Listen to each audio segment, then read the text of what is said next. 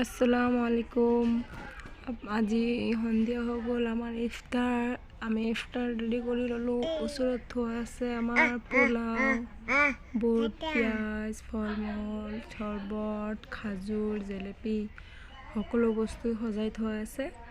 এতিয়া আমি আজানৰ কাৰণে ৰখি আছোঁ। আজান দিব আৰু আমি ইফতাৰী কৰিম। আজি বেছি একো কিবা বনোৱা নাইকিয়া, এইবিলাকেই। তো ভিডিঅ'টো আজি শ্বৰ্ট কৰি বনাইছোঁ, আপোনালোকে নিশ্চয় থাম্বনেইল দেখি গম পাইছে।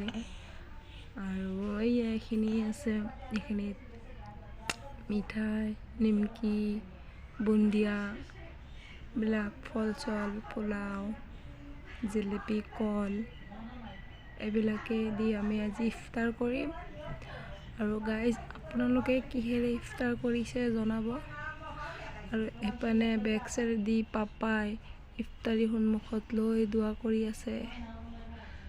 ভিডিঅ' আজি বেছি ডাঙৰ নকৰোঁ, এইখিনিতে শেষ কৰিলোঁ। তো গাইজ, আপোনালোকক আকৌ চালাম জনালোঁ মই।